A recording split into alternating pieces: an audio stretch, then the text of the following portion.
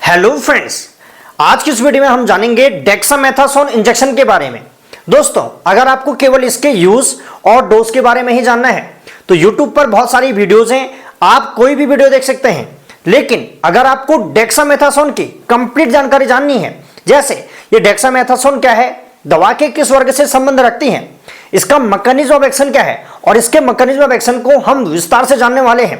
दोस्तों, किसी भी दवा की मैकेनिज्म ऑफ एक्शन की जानकारी आपको कंप्लीट होनी चाहिए, जिससे आप मैकेनिज्म ऑफ एक्शन की कंप्लीट जानकारी होती है तो आपको दवा के use, dose, side effect, warnings complete जानकारी हो जाती है। इसीलिए मैकेनिज्म ऑफ एक्शन को जानना जरूरी हो जाता है। साथ ही हम डेक्सामेथासोन के यूज और इसका डोज किस प्रकार कैलकुलेट करके दिया जाता है और कैलकुलेट करना आपको एमएल में बताऊंगा। साथ ही इसके कॉन्ट्राइंडिकेशंस क्या हैं, कौन कौन से ऐसे पेशेंट हैं जिन्हें ये डेक्सामेथासोन इंजेक्शन नहीं लगाया जाता है और ये इंजेक्शन लगाते समय क्या क्या सावधानियां रखनी होती हैं, तो ये कंप्लीट जानकारी हम आज की इस वीडियो में लेने वाले हैं। साथ ही वीडियो के लास्ट में कुछ इंपॉर्टेंट टिप्स आपको देने वाला हूं, जिसमें हम बात करेंगे आखिर ये डेक्सामेथासोन अगर ये स्टेरॉयड मेडिसिन है तो क्या ये घातक होती हैं। स्टेरॉयड मेडिसिन का नाम सुनकर काफी लोग घबरा जाते हैं, तो इसके बारे में कंप्लीट जानेंगे आखिर स्टेरॉयड मेडिसिन घातक क्यों होती हैं और इस डेक्सामेथासोन इंजेक्शन के साथ कौन कौन से इंजेक्शन को हम मिलाकर लगा सकते हैं और कौन कौन से आईवी फ्लूइड में ये इंजेक्शन लगाया जा सकता है। तो ये कंप्लीट जानकारी आज की इस वीडियो में हम लेने वाले हैं, इसलिए वीडियो काफी लंबी भी हो सकती है, तो वीडियो को पूरा जरूर देखें। चलिए वीडियो शुरू करते हैं। डेक्सामेथासोन एक कॉर्टिकोस्टेरॉइड मेडिसिन होती है। कॉर्टिकोस्टेरॉइड क्या होती हैं? कॉर्टिकोस्टेरॉइड एक प्रकार के हार्मोन होते हैं जो हमारी किडनी के ऊपर स्थित जो एड्रेनल ग्लैंड है, तो एड्रेनल ग्लैंड से एक हार्मोन का स्राव होता है जिसका नाम है कॉर्टिसोल। तो जो ये कॉर्टिसोल हार्मोन है, ये हमारी बॉडी में एलर्जी, सूजन, हमारा इम्यून सिस्टम, हमारे बीपी को मेंटेन करने का कार्य करती हैं। साथ ही जो मेटाबॉलिक प्रोसेस है उसको नियंत्रित करने का कार्य करती हैं। तो जब इस कॉर्टिसोल हार्मोन को बाहर से हम दवा के रूप में लेते हैं तो इन दवाओं को हम नाम देते हैं कॉर्टिकोस्टेरॉइड मेडिसिन। तो डेक्सामेथासोन ये सेम कॉर्टिसोल हार्मोन की तरह ही कार्य करती हैं, तो ये एक कॉर्टिकोस्टेरॉइड मेडिसिन होती हैं। कॉर्टिकोस्टेरॉइड मेडिसिन कौन कौन से होते हैं? जो कॉर्टिकोस्टेरॉइड होते हैं ये दो प्रकार के होते हैं, ग्लूकोकॉर्टिकॉइड्स और मिनरलोकॉर्टिकॉइड्स। तो जो ये ग्लूकोकॉर्टिकोस्टेरॉइड दवा होती है इसके अंदर कॉर्टिसोन, डेक्सामेथासोन, प्रेडनिसोलोन, हाइड्रोकॉर्टिसोन और मिथाइल प्रेडनिसोलोन आते हैं। तो ये क्या होते हैं? एक ग्लूकोकॉर्टिकोस्टेरॉइड दवा होती हैं। ये क्या करती हैं? हमारी बॉडी में एलर्जी की प्रक्रिया को कम करती हैं और एंटी इंफ्लेमेटरी का गुण रखती हैं, यानी जिस स्थान पर सूजन हो तो सूजन को कम करने का कार्य करती हैं। फैट के ब्रेक डाउन, यानी जो हमारा फैट सेल होता है तो फैट सेल को फैटी एसिड में तोड़ देते हैं जिससे हमें एनर्जी मिल जाती है। साथ ही कार्बोहाइड्रेट का मेटाबॉलिज्म करती हैं और शुगर को कंट्रोल करने का कार्य करती हैं। तो इसके अंदर कौन कौन से दवा आती हैं? Cortisone, dexamethasone, prednisolone, methyl prednisolone और हाइड्रोकॉर्टिसोन। ऐसे ही जो कॉर्टिकोस्टेरॉइड में जो दूसरी क्लास आती हैं वो आती हैं मिनरलोकॉर्टिकॉइड्स। और ये मिनरलोकॉर्टिकॉइड क्या करती हैं? ये हमारी बॉडी में सोडियम और वाटर इसके मात्रा को नियंत्रण करने का कार्य करती हैं। इसका एग्जांपल है एल्डोस्टेरोन। तो यानी जो ये डेक्सामेथासोन है, डेक्सामेथासोन ये एक ग्लूकोकॉर्टिकोस्टेरॉइड दवा है और जो ये डेक्सामेथासोन है ये सेम हमारी कॉर्टिसोल हार्मोन की तरह कार्य करती हैं। ये कॉर्टिसोल हार्मोन क्या है और इसके कार्य क्या हैं, इसके बारे में हम वीडियो के लास्ट में जानेंगे। सबसे पहले जान लेते हैं जो ये डेक्सामेथासोन है इसके मार्केट में कौन से पॉपुलर ब्रांड है। तो ये सबसे ज्यादा डेक्सोना इंजेक्शन के नाम से आपको मार्केट में आसानी से मिल जाती है और ये मार्केट में दो स्ट्रेंथ में आती हैं।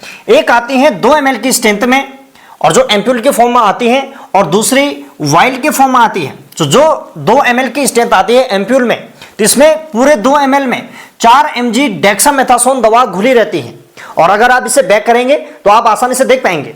साथ ही जो वाइल आती है तो वाइल 10 ml की पैकिंग में आती है और इसमें लिखा होता है, आप बैक करके देखेंगे तो इस पर लिखा होता है each ml content dexamethasone 4 mg, यानी इस पूरे 10 ml की वाइल में से प्रत्येक 1 ml में 4 mg डेक्सामेथासोन दवा घुली होगी। यानी अगर पूरी वाइल की बात करें, पूरी वाइल में कितना डेक्सामेथासोन होगा तो 10 चक्कू 40, यानी 40 mg डेक्सामेथासोन दवा घुली रहती है। आप यहां पे देख पा रहे होंगे मेरे पास एक डेक्सामेथासोन का वाइल है जो डेकामाइसिन नाम से आती है। तो इसे अगर आप बैक करके देखेंगे तो लिखा रहता है Each ml contain dexamethasone sodium phosphate 4 mg, यानी प्रत्येक ml में डेक्सामेथासोन कितनी है? 4 mg। तो इसके बारे में हम और विस्तार से डोज वाले सेक्शन में जानेंगे। डेक्सामेथासोन इंजेक्शन के यूज जानने से पहले जानते हैं आखिर जो ये डेक्सामेथासोन इंजेक्शन है ये हमारी बॉडी में किस प्रकार कार्य करती है, इसका मैकेनिज्म ऑफ एक्शन क्या है। जो ये डेक्सामेथासोन है, डेक्सामेथासोन हमारी जो एड्रेनल ग्लैंड है, एड्रेनल ग्लैंड से स्रावित जो कोर्टिसोल हार्मोन है जो प्राकृतिक रूप से हमारे शरीर में बनता है, सेम उसी की तरह ही कार्य करती है। यानी जो कोर्टिसोल हार्मोन के कार्य होंगे वही हमारे डेक्सामेथासोन इंजेक्शन के भी कार्य होंगे। और कोर्टिसोल हार्मोन के कार्य हम वीडियो के लास्ट में जानेंगे।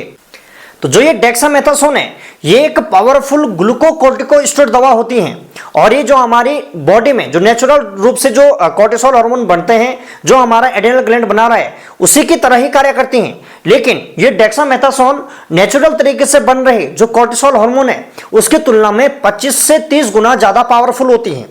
ये सेम हमारी कोर्टिसोल हार्मोन की ही तरह कार्य करती हैं।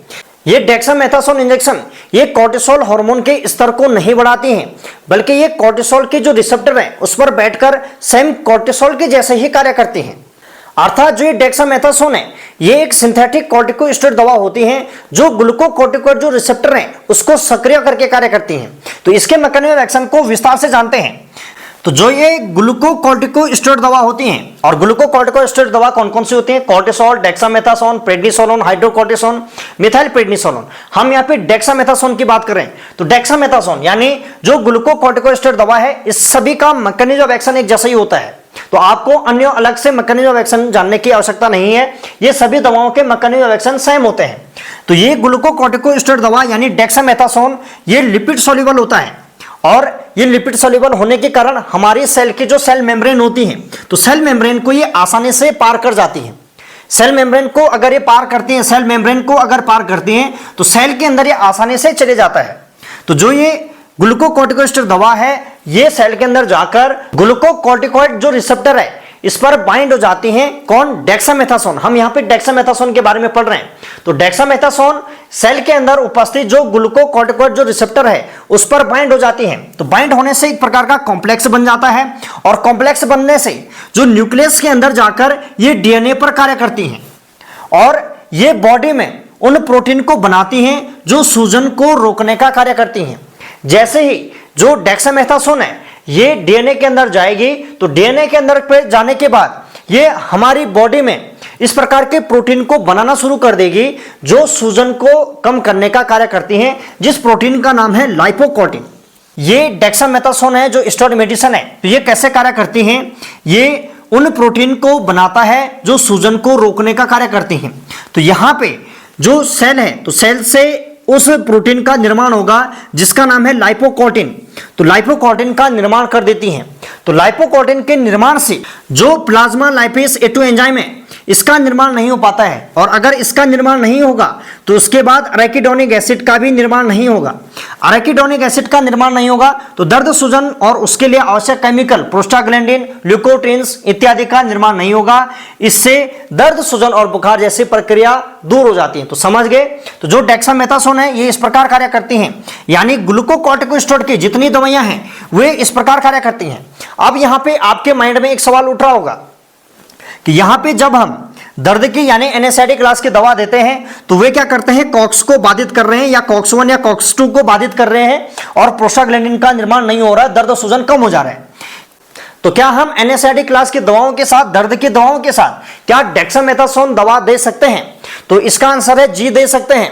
इससे ज्यादा इफेक्टिव रिजल्ट आएगा क्योंकि ये जो एनएसआईडी क्लास की दवा है वे कॉक्स एंजाइम को बाधित करेंगे जिससे प्रोस्टाग्लैंडिन का निर्माण नहीं होगा। और जो ये डेक्सामेथासोन है ये सेल से फॉस्फोलाइपेज A2 एंजाइम को ही बाधित कर देगा जिससे अराकिडोनिक एसिड ही नहीं बनेगा और दर्द और सूजन के लिए आवश्यक केमिकल नहीं बन पाएंगे। समझ गए? तो इन दोनों का मैकेनिज्म ऑफ एक्शन सेम है लेकिन साइड अलग अलग है।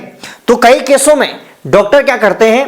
दर्द और सूजन को कम करने के लिए दर्द की दवाओं के साथ डेक्सामेथासोन टैबलेट भी डाल देते हैं या इसके साथ जो इनकी दवाइयां आती हैं प्रेडनिसोलोन ये दवा भी डाल देते हैं जिससे पेशेंट पर इफेक्टिव रिजल्ट आ जाते हैं। लेकिन इसके ज्यादा घातक साइड इफेक्ट भी होते हैं।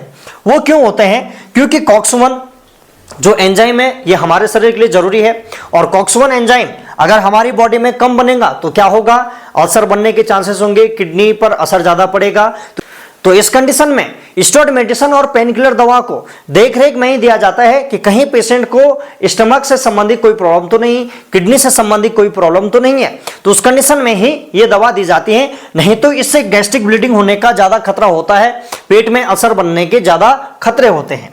साथ ही जो ये डेक्सामेथासोन है ये हमारी मास्ट सेल की एक्टिविटी को कम कर देती हैं, जिससे हिस्टामाइन का रिलीज होना कम हो जाता है। तो अगर हिस्टामाइन का रिलीज कम होगा तो हमारी बॉडी में जो एलर्जिक कंडीशन है वो कम हो जाती है। साथ ही ये T lymphocyte, B lymphocyte, eosinophil और मैक्रोफेजेस पे भी कार्य करती हैं, जिससे जो ऑटो इम्यून डिजीज होती हैं, ऑटो इम्यून डिजीज यानी जैसे रूमेटॉइड आर्थराइटिस, जिसमें हमारे जो इम्यून सिस्टम होती है वो हमारे ही जॉइंट को डैमेज करने लग जाती है, तो ये ऑटो इम्यून डिजीज है। एलर्जी या और इन्फ्लेमेशन को दूर करने के लिए इसका प्रयोग किया जाता है। साथ ही एलर्जिक एक्टिविटी हो तो बॉडी में किसी कारण से एलर्जी हो गई हो, अस्थमा और एलर्जी, फीवर, रेडनेस और स्वेलिंग इत्यादि जैसी कंडीशन को दूर करने के लिए डेक्सामेथासोन का प्रयोग किया जाता है। और इस प्रकार ये डेक्सामेथासोन कार्य करती हैं, इनकी एक्टिविटी को कम कर देती हैं, जिससे asthma, allergy, fever, redness, swelling इत्यादि सारे कम हो जाते हैं। तो ये था डेक्सामेथासोन इंजेक्शन का कंप्लीट मैकेनिज्म ऑफ एक्शन। अब जान लेते हैं जो ये डेक्सामेथासोन इंजेक्शन है इसका यूज किस किस कंडीशन में किया जाता है। तो डेक्सामेथासोन का प्रयोग सबसे ज्यादा किया जाता है एलर्जिक कंडीशन में। बॉडी में किसी भी कारण से एलर्जी हो गई हो, अचानक एलर्जी हो गई हो, स्किन पर चकत्ते बन गए हो, रेडनेस हो रहे हो, या किसी मधुमक्खी या छोटे कीड़े ने काट लिया हो, जिस कारण पेशेंट के उस स्थान पर काफी तेज खुजली होती है, तो खुजली को दूर करने के लिए इस इंजेक्शन का प्रयोग किया जाता है। साथ ही इस इंजेक्शन का प्रयोग सेरिब्रल एडिमा में किया जाता है। सेरिब्रल एडिमा क्या होता है, तो हमारी जो ब्रेन होती है, जो मस्तिष्क होता है, तो मस्तिष्क में सूजन आता है, मस्तिष्क के जो टिश्यू हैं उसके अंदर या उसके आसपास फ्लूइड का जमा हो जाता है, जिसे हम सेरिब्रल एडिमा कहते हैं। और इस इंजेक्शन का प्रयोग अस्थमा और सीओपीडी के इन्फेक्शन में किया जाता है, जिस कारण पेशेंट को सांस लेने में काफी तकलीफ होती है, चेस्ट से घर घर की आवाज आती है, तो उस कंडीशन में इस इंजेक्शन का बहुत अच्छा रिजल्ट देखा गया है। साथ ही इस इंजेक्शन का प्रयोग आर्थराइटिस के केस में किया जाता है, जिसमें हमारे जॉइंट होते हैं, चाहे वो हाथ के जॉइंट हो, कलाई के जॉइंट हो, घुटने के जॉइंट हो, कहीं के भी जॉइंट हो, तो जॉइंट में दर्द और सूजन होता है, तो उसको दूर करने के लिए इस इंजेक्शन का प्रयोग किया जाता है। और जो आर्थराइटिस होता है, आर्थराइटिस जॉइंट के अंदर जो कार्टिलेज होते हैं, जो साइनोवियल फ्लूइड होता है या साइनोवियल मेम्ब्रेन होता है, तो उसके आसपास के जो टिश्यूज होते हैं उनको प्रभावित करते हैं। तो आर्थराइटिस बढ़ती हुई उम्र, जैसे रूमेटॉइड आर्थराइटिस, जिसमें हमारी जो इम्यून सिस्टम है वो खुद ही हमारी जो जॉइंट है उसको डैमेज करने लग जाती हैं। साथ ही यूरिक एसिड, अगर यूरिक एसिड का लेवल ज्यादा मात्रा में बढ़ा रहता है तो उस कंडीशन में भी ये आर्थराइटिस की प्रॉब्लम हो सकती है। तो इन सभी कंडीशन में डेक्सामेथासोन इंजेक्शन का प्रयोग किया जाता है। और इस इंजेक्शन का प्रयोग रक्त से संबंधित किसी प्रकार का डिसऑर्डर हो तो उस कंडीशन में भी इस इंजेक्शन का प्रयोग किया जाता है। साथ ही स्किन में किसी भी कारण से इंफेक्शन हो गया हो, जैसे एलर्जी हो गई हो, सोराइसिस हो गया हो, एक्जिमा हो गया हो, या अचानक तेज किसी स्थान पर खुजली हो गई हो, तो उस कंडीशन में इस इंजेक्शन का प्रयोग किया जाता है। और इस इंजेक्शन का प्रयोग गंभीर अस्थमा का जो दौरा होता है, जिस कारण पेशेंट को सांस लेने में काफी तकलीफ होती है, तो उसको कम करने के लिए इस इंजेक्शन का प्रयोग किया जाता है। इस इंजेक्शन का प्रयोग हमारी जो एयरवे यानी जो ब्रोंकाई होती है और जो लंग्स होते हैं, तो लंग्स में जो सूजन हो जाते हैं तो उसको नियंत्रित करने में भी इस इंजेक्शन का प्रयोग किया जाता है। गंभीर जो अस्थमा की प्रॉब्लम होती है तो उसको भी कम करने के लिए इस इंजेक्शन का प्रयोग किया जाता है। साथ ही जो म्यूकस का ओवर जो प्रोडक्शन होता है उसको कम करने के लिए भी इस डेक्सामेथासोन इंजेक्शन का प्रयोग किया जाता है। और मस्तिष्क और रीढ़ की हड्डी में किसी भी कारण से सूजन आ गई हो तो सूजन को कम करने के लिए इस डेक्सामेथासोन इंजेक्शन का प्रयोग किया जाता है। साथ ही इस इंजेक्शन का प्रयोग प्रीटर्म लेबर यानी समय से पहले डिलीवरी होने पर बच्चे का जो लंग्स होता है वो लंग्स डेवलप नहीं रहता है, तो इस कंडीशन को रोकने के लिए, जिससे बच्चे का लंग डेवलप हो सके, तो उसके लिए ये डेक्सामेथासोन इंजेक्शन गायनेकोलॉजिस्ट की सलाह पर दिया जाता है।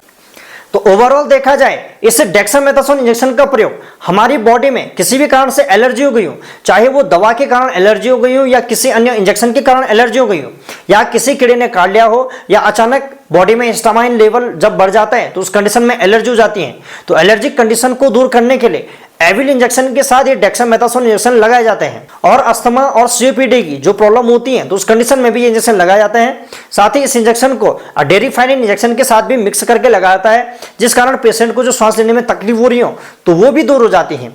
साथ ही इस इंजेक्शन का प्रयोग मोनोसाइफ इंजेक्शन के साथ मिक्स करके भी लगाया जाता है, जिस कारण पेशेंट के अंदर जो बैक्टीरियल इन्फेक्शन है वो जल्दी ठीक हो जाता है। तो ये कंप्लीट यूज थे डेक्सामेथासोन इंजेक्शन के बारे में। अब जान लेते हैं जो डेक्सामेथासोन इंजेक्शन है इसका डोज किस प्रकार कैलकुलेट करके दिया जाता है। तो जो डेक्सामेथासोन है ये मार्केट में दो स्ट्रेंथ में आती हैं। एक आती है 2 ml की एम्प्यूल के फॉर्म में, जिसके अंदर 4 mg डेक्सामेथासोन दवा घुली रहती है। साथ ही जो दूसरी आती हैं वो वाइल के फॉर्म में आती हैं, जो 10 ml की वाइल आती हैं या 20 ml की भी वाइल आएंगी। तो जितनी भी होगी आप बैक करके देखेंगे तो लिखा होगा each ml content dexamethasone sodium phosphate 4 mg, यानी प्रत्येक ml में डेक्सामेथासोन 4 mg घुली रहती है। तो आप जानते हैं इसका डोज किस प्रकार दिया जाता है। सबसे पहले जो चाइल्ड होते हैं, चाइल्ड में इसकी डोज 0.15 mg से लेकर 0.6 mg पर kg और पर डे के हिसाब से ये इंजेक्शन दिया जाता है, यानी पूरे दिन भर में इतना दिया जाएगा। और यहां पे 0.15 mg से 0.6 mg तक ये दिया जा सकता है। और मैक्सिमम इसकी जो डोज होती है वो होते हैं 16 mg, यानी 16 mg से ज्यादा नहीं दिया जाता है। तो यहाँ पे डॉक्टर बच्चे की कंडीशन देखकर एडजस्ट करके देते हैं कि बच्चे को 0.15 mg देनी है या 0.6 mg देनी है। और जो एडल्ट होते हैं, एडल्ट में जो इंजेक्शन है ये 0.5 mg से लेकर 24 mg तक ये इंजेक्शन लगाया जाता है और पूरे दिन भर में। और ये पेशेंट की कंडीशन के आधार पर निर्धारित की जाती हैं, उसे 0.5 mg देनी है या 24 mg देना है या 8 mg देना है या 6 mg देना है। और इसकी जो सेफ डोज होती है वो होती है 6 mg, यानी 6 mg पर डे के हिसाब से अगर दिया जाए तो ये सबसे सेफ दवा होती है। तो जानते हैं इसका डोज किस प्रकार कैलकुलेट किया जाता है। तो बच्चों में इसकी जो सामान्य डोज होती है वो होती है 0.15 mg। तो माना मैं 20 kg के बच्चे को डेक्सामेथासोन इंजेक्शन दे रहा हूं, तो डेक्सामेथासोन इंजेक्शन ये इस पर आप देखेंगे तो IM और IV लिखा रहता है। तो इसे IM भी लगाया जा सकता है और IV भी लगाया जा सकता है, जैसा आपका डॉक्टर आपको सजेस्ट करते हैं तो उसी प्रकार इंजेक्शन लगाए जाते हैं। तो अगर 20 kg के बच्चे को अगर डेक्सामेथासोन इंजेक्शन दिया जा रहा है तो कितना ml हम डेक्सामेथासोन इंजेक्शन 20 kg के बच्चे को देंगे। तो सबसे पहले जो सामान्य रिकमेंडेड डोज है वो है 0.15। तो 0.15 एक सामान्य रिकमेंडेड डोज है। 1 kg के बच्चे को हम 0.15 mg पूरे दिन भर में दे सकते हैं। तो ऐसे ही 20 kg के बच्चे को तो इंटू करेंगे 20। ऐसे ही जो इसकी मैक्सिमम डोज है वो है 0.6, तो 0.6 mg और इंटू 20, यानी कम, सबसे कम जो डोज है वो कितनी आएगी और सबसे ज्यादा हम 20 kg के बच्चे को कितना दे सकते हैं उसके बारे में बताया गया है।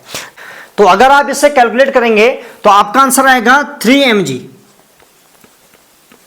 और इसे कैलकुलेट करेंगे तो आपका आंसर आएगा 12 mg, यानी 20 kg के बच्चे को हम 3 mg से लेकर 12 mg तक दवा पूरे दिन भर में दे सकते हैं। और सामान्य जो डोज है, नॉर्मल डोज है, तो उसे सबसे पहले कम वाले लें 0.15, तो 3 mg हम उस बच्चे को दवा दे सकते हैं।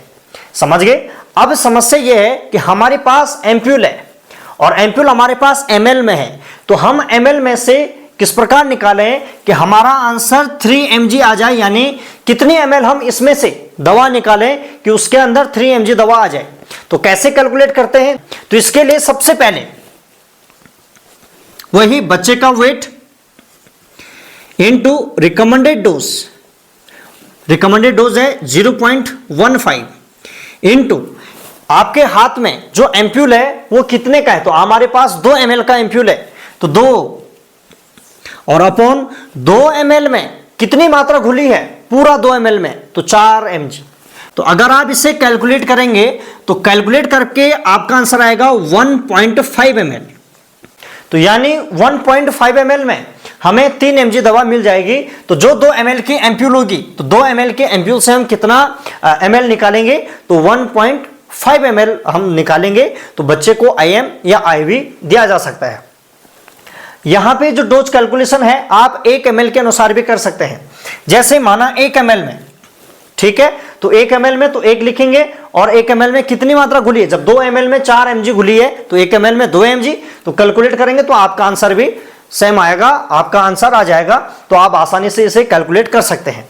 ऐसे ही 20 kg के बच्चे को अगर मुझे वाइल देना है, 10 ml का वाइल हमारे पास एम्प्यूल नहीं है, तो जैसे माना मैं वाइल दे रहा हूं 20 kg के बच्चे को ही, और हमारे पास वाइल अवेलेबल है, और वाइल में क्योंकि हम अगर 10 ml के हिसाब से निकालें तो तब भी आपका आंसर आएगा, अगर 1 ml के हिसाब से निकालें तब भी आपका आंसर आएगा। तो देखिए माना 20 kg के बच्चे को ही हमारे पास 10 ml का वाइल है, और वाइल से हमें कितने ml बच्चे को निकाल के देना है। तो सबसे पहले बच्चे का weight into recommended dose 0.15 into यहां पे पूरी वाइल का निकालें तो पूरी वाइल का निकाल के भी आपका आंसर आएगा, और 1 ml से भी निकालें 1 ml से भी जाएगा। तो सबसे पहले 1 ml से निकालते हैं। तो माना 10 ml की वाइल है तो हमने 1 ml का निकालना है, तो हम 1 ml में देख रहे हैं, और 1 ml में लिखा है, आप बैक करके देखिए ईच ml कंटेंट जो डेक्सामेथासोन है 4 mg, तो 1 ml में कितनी मात्रा है 4 mg। तो अगर आप इसे कैलकुलेट करेंगे, कैलकुलेट करके आपका आंसर आएगा 0.75 ml। तो यानी हम 20 kg के बच्चे को अगर वाइल दे रहे हैं तो वाइल में से हम क्या करेंगे, पूरे वाइल में से 0.75 ml दवा निकालेंगे और इंजेक्ट करेंगे। समझ गए। अब माना डोज कैलकुलेशन मैंने 1 ml के हिसाब से बताया, माना पूरी जो हमारे पास वाइल है वाइल के हिसाब से बताएं, तो देखते हैं आंसर सेम आता नहीं आता। तो सेम वही 20 kg का अगर बच्चा है तो 20 kg का बच्चा इंटू रिकमेंडेड डोज है 0.15 इंटू कितने ml की वाइल है, तो वाइल हमारे पास पूरी कितने ml की है, 10 ml की है, अपॉन तो 10 ml में टोटल दवा की मात्रा भी तो देखनी पड़ेगी। तो 10 ml में जो डेक्सामेथासोन है कितना है, अगर 1 ml में 4 mg है तो 10 ml में कितना होगा 40 mg, तो 40 mg। तो अगर आप इसे भी कैलकुलेट करेंगे तो आपका आंसर आएगा 0.75 ml।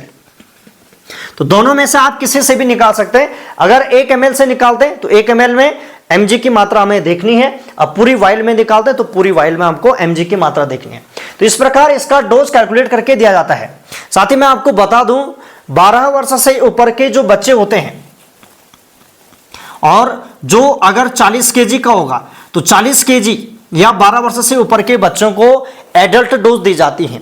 और जो डेक्सामेथासोन है, डेक्सामेथासोन की जो एडल्ट डोज होती हैं वो होती हैं 0.5 से 2 mg। हम 12 वर्ष से ऊपर के बच्चों को 0.5 से 2 mg दवा दे सकते हैं, वो माइल्ड केस में। अगर नॉर्मल कंडीशन है और हल्का फुल्की एलर्जी है तो उस कंडीशन में इतना हम दे सकते हैं।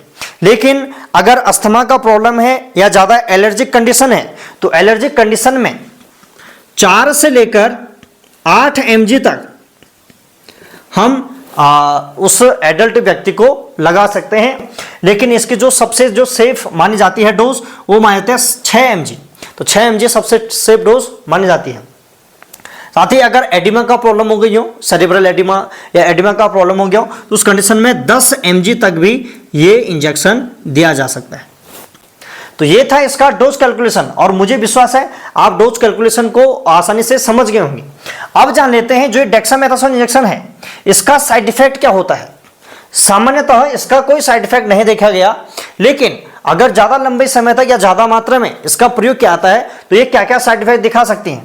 तो सबसे पहले जिस स्थान पर ये इंजेक्शन लगाया गया है तो स्थान पर दर्द और सूजन हो सकते हैं, तो ये माइनर साइड इफेक्ट होता है, ये स्वतः ही बार बार ठीक हो जाता है। लेकिन अगर लंबे समय तक इसका प्रयोग किया जाए तो ये शुगर लेवल को बढ़ा देती है, हमारे बॉडी में शुगर लेवल बढ़ जाएगा हमारे ब्लड में, जिस कारण शुगर के पेशेंट को ये प्रॉब्लम कर सकता है। साथ ही इससे भूख बढ़ने जैसी समस्या होती है, तो इससे पेशेंट को भूख लगती है। इसलिए अक्सर आपने देखा होगा साइप्रोहेप्टेडिन के साथ बहुत सारे लोग ऐसे होते हैं जो डेक्सामेथासोन को डाल देते हैं, जिससे जो पेशेंट की भूख बढ़ जाती है। तो डेक्सामेथासोन भूख बढ़ाने का कार्य करते हैं, ये इसका साइड इफेक्ट है। जैसे ये दवा बंद हो जाएंगी, आप इस दवा को खाना बंद करेंगे, स्वतः ही फिर नॉर्मल कंडीशन में पेशेंट आ जाता है। तो और जैसे ही जब ये दवा ली जाती है तो इससे पेशेंट को भूख लगती है, पेशेंट का वजन बढ़ता है। ठीक है, तो ये इसका साइड इफेक्ट है। साथ ही बीपी भी बढ़ सकता है, पेशेंट का बीपी बढ़ता है, इसलिए हाइपरटेंशन के पेशेंट में ये इंजेक्शन या ये दवा बिल्कुल नहीं देनी होती है। साथ ही ये इम्यून सिस्टम को वीक करती हैं, तो इससे क्या होता है, इन्फेक्शन होने का खतरा होता है। अगर लंबे समय तक इसको यूज करते हैं तो इन्फेक्शन होने का खतरा होता है, और ये पेप्टिक अल्सर कर सकता है, पेट में छाले कर सकता है, और इससे जो चेहरे पर एबनॉर्मल क्या हो जाते हैं, हेयर के ग्रोथ हो जाते हैं, बाल उगने लग जाते हैं। साथ ही हमारी जो हड्डियां होती हैं, हड्डियां भी कमजोर होने लग जाती हैं इसके ओवर प्रोटेक्शन से, अगर ज़्यादा मात्रा में लेते हैं। और मून फेस यानी मून चांद जैसा चेहरा पेशेंट का हो जाता है, और इसका जो ड्रॉप होता है यदि इसे लंबे समय तक डाला जाता है तो उस कंडीशन में ये कैटरेक्ट यानी मोतियाबिंद या ग्लूकोमा की प्रॉब्लम कर सकते हैं। इसलिए कहते हैं जो स्टेरॉइड मेडिसिन होती हैं, तो स्टेरॉइड मेडिसिन का प्रयोग बहुत ज़्यादा नहीं करना चाहिए, तो ये कुछ साइड इफेक्ट दिखा सकती हैं। अब जान लेते हैं कौन कौन से वे पेशेंट हैं जिन्हें ये इंजेक्शन बिल्कुल नहीं लगाया जाता है, इसके कॉन्ट्रा इंडिकेशंस क्या हैं। तो यदि कोई शुगर का पेशेंट है तो उस कंडीशन में इंजेक्शन नहीं लगाया जाता है। साथ ही यदि किसी पेशेंट का बीपी बढ़ा हुआ रहता है तो बीपी बढ़े हुए पेशेंट में इंजेक्शन या टैबलेट ये बिल्कुल नहीं देना होता है। किडनी के पेशेंट में भी इंजेक्शन नहीं लगाए जाते हैं। अगर किसी को ग्लूकोमा या कैटरेक्ट की प्रॉब्लम है तो उस कंडीशन में भी ये नहीं लगाया जाता है। हार्ट की अगर प्रॉब्लम हो, लीवर प्रॉब्लम हो, तो उस कंडीशन में भी ये इंजेक्शन बिल्कुल नहीं लगाना होता है, या डॉक्टर की देखरेख में ही ये लगाए जाते हैं। साथ ही फंगल इन्फेक्शन में ये इंजेक्शन बिल्कुल नहीं लगाया जाता है। और प्रेगनेंसी और ब्रेस्ट फीडिंग मदर में ये इंजेक्शन बिल्कुल सेफ नहीं माना जाता है। और ट्यूबरक्लोसिस के केस में भी ये इंजेक्शन बिल्कुल नहीं लगाया जाता है। और यदि किसी पेशेंट के स्टमक में अल्सर है, हाथों में छाले हैं पहले से, तो उस कंडीशन में भी ये इंजेक्शन नहीं लगाया जाता है। और माइस्थेनिया ग्रेविस मसल से संबंधित जो प्रॉब्लम होती है तो उस कंडीशन में भी ये इंजेक्शन बिल्कुल नहीं लगाने होते। तो ये इस इंजेक्शन के कॉन्ट्रा इंडिकेशंस हैं। और बच्चों में जितना कम हो सके उतना स्टेरॉइड मेडिसिन का प्रयोग करना चाहिए, क्योंकि ये बच्चों की ग्रोथ पर भी असर डालती है। तो इसलिए बच्चों में इस इंजेक्शन का प्रयोग बहुत कम किया जाता है। और जो ये इंजेक्शन है ये कुछ टाइम के लिए, शॉर्ट पीरियड के लिए यूज किया जा सकता है, 2-4 दिन या 5 दिन या 7 दिन तक ही यूज किया जाता है। लेकिन लंबे समय तक अगर इसे यूज करते हैं तो ये इस प्रकार के साइड इफेक्ट दिखाते हैं, और एक गंभीर साइड इफेक्ट होते हैं। इसलिए आपने अक्सर सुना होगा, लोग कहते हैं कि जो स्टेरॉइड मेडिसिन है, स्टेरॉइड मेडिसिन नहीं लेना चाहिए। अब जान लेते हैं जो ये डेक्सामेथासोन इंजेक्शन है इसके इंटरेक्शंस क्या हैं, यानी किन दवाओं के साथ इंजेक्शन बिल्कुल नहीं देना होता है। यदि किसी पेशेंट की शुगर से रिलेटेड कोई दवाइयां चल रही हो तो उस कंडीशन में भी ये दवा नहीं देनी चाहिए, क्योंकि ये शुगर की जो दवा है उसके इफेक्ट को घटा देती हैं। और बीपी, यदि किसी पेशेंट की बीपी की दवाइयां चल रही हो तो बीपी की दवाओं के साथ भी ये दवा या ये इंजेक्शन बिल्कुल नहीं दिया जाता है, जिससे क्या करती हैं, ये बीपी के जो दवाइयां होती हैं उसका भी असर कम कर देती हैं। साथ ही इस इंजेक्शन के साथ रिफाम्पसिन, फिनोबार्बिटन या फेंटोइन जो ये दवा होती हैं तो इनको भी नहीं देना होता है, क्योंकि इसके असर को घटा सकती हैं। साथ ही नियोस्टिगमिन या पायरिडोस्टिगमिन जो ये माइस्थेनिया ग्रेविस की जो दवाइयां होती हैं तो इनके साथ भी ये दवा या ये इंजेक्शन बिल्कुल नहीं लगाया जाता है, जिससे जो पेशेंट है, पेशेंट में इन दवाओं का जो अफेक्ट है वो अच्छे से नहीं दिख पाता है इस दवा के कारण। तो ये कुछ इंटरेक्शंस थे इस दवाओं के। अब वीडियो के लास्ट में जानते हैं जो ये कॉर्टिसोल है, ये कॉर्टिसोल हार्मोन क्या होता है। ये कॉर्टिसोल ये हमारी जो किडनी होती है, किडनी के ऊपर जो एड्रेनल ग्लैंड होता है, तो एड्रेनल ग्लैंड के जोना फैसिकुलेटा भाग से ये कॉर्टिसोल हार्मोन का निर्माण होता है। और जो ये कॉर्टिसोल हार्मोन है इसे स्ट्रेस हार्मोन भी कहते हैं, क्योंकि यह हमारे शरीर में जब शारीरिक या मानसिक तनाव हो जाता है तो उस कंडीशन में हमारी बॉडी में इसका लेवल बढ़ जाता है, कॉर्टिसोल हार्मोन का लेवल बढ़ जाता है। ये इसलिए बढ़ता है जिससे जो तनाव है वो तनाव मेंटेन हो सके, वो कम हो सके। इसलिए कॉर्टिसोल हार्मोन का निर्माण होता है हमारी एड्रेनल ग्लैंड के द्वारा। अर्थात जो ये कॉर्टिसोल हार्मोन है ये हमारी बॉडी में निरंतर रूप से बने हुए रहते हैं और बनते रहते हैं, और ये हमारे शरीर के लिए जरूरी होता है, इसलिए इसे लाइफ सेविंग हार्मोन भी कहा जाता है। तो यह जो कॉर्टिसोल हार्मोन है ये सुबह के समय बहुत ज्यादा मात्रा में बनता है, दिन में कम और रात को बहुत कम मात्रा में बनता है। इसीलिए सुबह के समय हमारे शरीर को ऊर्जा अर्थात ग्लूकोज की मात्रा हमारी बॉडी में बढ़ जाती है, जिससे हमें एनर्जी मिलती है। और सुबह के समय व्यक्ति अपने को चुस्त और दुरुस्त महसूस करता है, तो वो इसी कॉर्टिसोल हार्मोन के कारण होता है। साथ ही यदि पेशेंट को गुस्सा आ रहा हो या चिंता में व्यक्ति हो तो उस कंडीशन में भी इस हार्मोन का स्राव ज्यादा होने लगता है।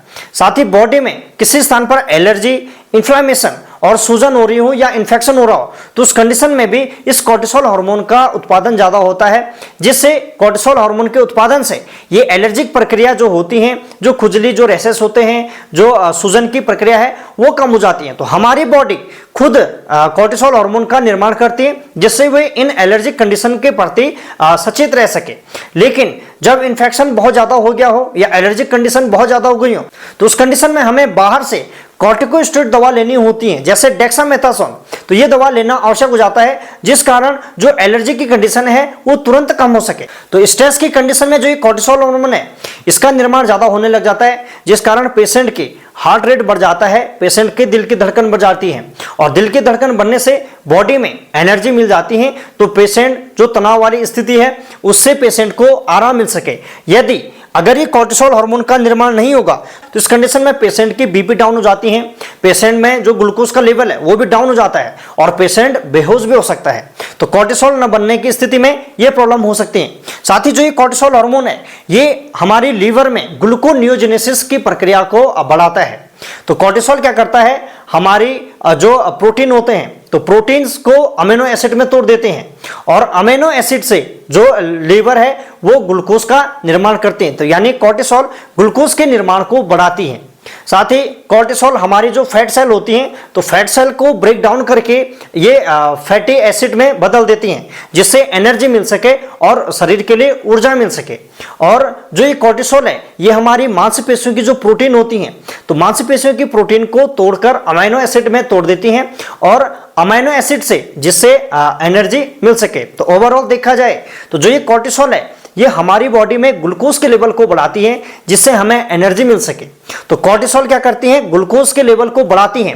और जो अगर हमने ये डेक्सामेथासोन दवा दी, लंबे समय तक दी, तो इससे क्या होगा, यानी ये कोर्टिसोल की तरह ही कार्य करती है तो ग्लूकोज का लेवल बढ़ेगा। ग्लूकोज का लेवल अगर बढ़ेगा तो हमारी बॉडी में क्या हो जाएगी, हाइपरग्लाइसीमिया हो जाएगा। पेशेंट शुगर का पेशेंट हो सकता है, शुगर का लेवल बढ़ सकता है। तो यानी शुगर वाले पेशेंट को इसलिए ये दवा नहीं दी जाती है। साथ ही जो ये कोर्टिसोल है ये मिनरलोकॉर्टिको इफेक्ट भी रखती है। तो ये क्या करती है, सोडियम की रीअब्जॉर्प्शन को घटा देती है जिससे हमारी बॉडी में सोडियम का लेवल बढ़ेगा। सोडियम का लेवल बढ़ेगा तो पानी का लेवल बढ़ेगा और ये वैसोकॉन्स्ट्रिक्शन भी करती है। हमारी जो ब्लड वेसल्स होती हैं तो ब्लड वेसल्स को भी कॉन्स्ट्रिक्ट करती हैं जिस कारण पेशेंट की बीपी भी बढ़ती है। तो कोर्टिसोल क्या करती है, बीपी को बढ़ाती हैं।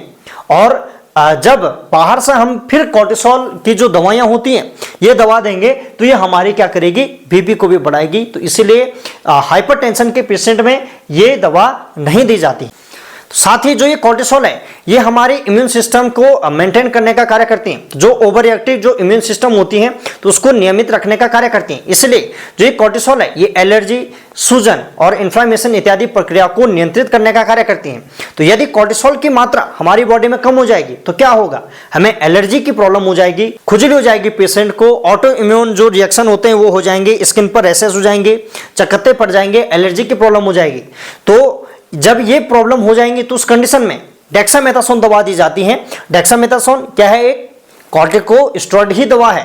तो जब ये दवा दी जाती है तो ये जो कोर्टिसोल का लेवल कम है वो मेंटेन हो जाता है। तो मेंटेन होने से जो एलर्जी की प्रक्रिया है, जो इन्फ्लेमेशन की प्रक्रिया है वो सारी कम हो जाती है, जो ऑटो इम्यून जो प्रॉब्लम है वो सारी कम हो जाती है। लेकिन अब इसे लंबे समय तक अगर दिया जाए तो लंबे समय तक दिया जाए तो क्या करेगा, हमारी जो इम्यून सिस्टम है वो वीक होने लग जाएंगी। और इम्यून सिस्टम अगर वीक होगी तो हमें आसानी से कोई भी इंफेक्शन होने का खतरा तैयार कर देंगी। समझ गए। तो इसीलिए जो डेक्सामेथासोन है या जो स्टेरॉइड मेडिसिन है तो इसका प्रयोग करने के लिए सीमित कहा जाता है कि इसका प्रयोग सीमित मात्रा में ही करना चाहिए। तो ऐसा नहीं आप बार बार इसका प्रयोग करें। लाइफ सेविंग दवा होती है, अगर ये बीपी बढ़ाती हैं तो इस कंडीशन में अगर किसी पेशेंट की बीपी बहुत ज्यादा लो है तो उस कंडीशन में इंजेक्शन दिया जाता है तो उससे पेशेंट का बीपी बढ़ जाता है। जैसे हाइड्रोकोर्टिसोन दवा दी जाती है, इससे पेशेंट का बीपी बढ़ जाता है, तो ये लाइफ सेविंग ड्रग होती हैं, इसे बार बार यूज नहीं करना होता है। ये तभी यूज होती हैं जब बहुत ज़्यादा सीवियर कंडीशन है या इन्फेक्शन ज़्यादा है, नॉर्मल दवाई से कवर नहीं हो रहा है, तो उस कंडीशन में ही इस डेक्सामेथासोन इंजेक्शन या दवाओं का प्रयोग किया। जो ये कोर्टिसोल हार्मोन है, ये हार्मोन हमारी बॉडी में कार्बोहाइड्रेट, प्रोटीन और फैट के संतुलन को बनाए रखती हैं, जिस कारण पेशेंट का वजन बढ़ना, भूख लगना और पेशेंट का पाचन होना और पेशेंट को एनर्जी मिलना, ये सभी मेंटेन रहते हैं। तो अगर इसे लंबे समय तक या ज्यादा मात्रा में कोर्टिसोल दवा दी जाती है, डेक्सामेथासोन इंजेक्शन दिया जाता है, तो इसमें क्या होता है, साइड इफेक्ट के रूप में पेशेंट को क्या हो जाएंगे, पेशेंट का भूख बढ़ना शुरू हो जाएगा, पेशेंट का वजन बढ़ना शुरू हो जाएगा। तो ये साइड इफेक्ट होता है इस डेक्सामेथासोन इंजेक्शन का। इसीलिए जो स्टेरॉइड मेडिसिन होती हैं, तो स्टेरॉइड मेडिसिन का प्रयोग करने के लिए बिल्कुल मना किया जाता है कि ज़्यादा लंबे समय तक इस स्टेरॉइड मेडिसिन का प्रयोग नहीं किया जाता है। तो ये कुछ इस प्रकार के साइड इफेक्ट ये स्टेरॉइड मेडिसिन दिखाते हैं। आशा करता हूं आप समझ गए होंगे कोर्टिसोल हार्मोन क्या होते हैं। अब जान लेते हैं जो डेक्सामेथासोन इंजेक्शन है, इसे कौन कौन से इंजेक्शन के साथ मिलाया जा सकता है। तो अक्सर एलर्जी की जब कंडीशन हो जाती है, तो उस कंडीशन में एलर्जी की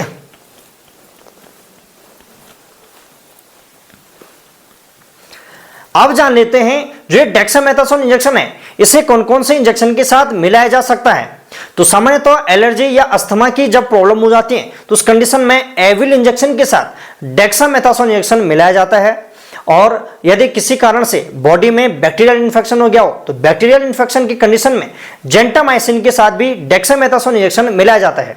साथ ही सेफ्ट्रेक्सोन इंजेक्शन के साथ भी डेक्सामेथासोन इंजेक्शन मिलाया जाता है, जिस कारण पेशेंट में जो बैक्टीरियल इन्फेक्शन है वो जल्दी कवर हो जाता है।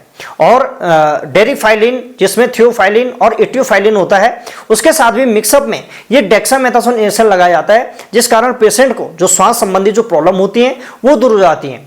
डेक्सामेथासोन ही नहीं, ग्लूकोकॉर्टिकोस्टेरॉइड के अंदर जितनी दवाएं आती हैं, तो ये सारी मिलाई जा सकती हैं।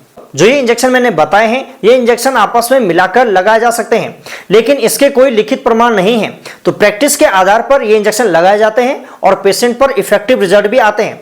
साथ ही जो ये डेक्सामेथासोन इंजेक्शन है, इसे एनएस और डीएनएस या D5 इत्यादि में मिलाकर लगाया जा सकता है, लेकिन आरएल में नहीं मिलाया जाता है, या आरएल में डॉक्टर की देखरेख में ही ये इंजेक्शन मिलाया जा सकता है।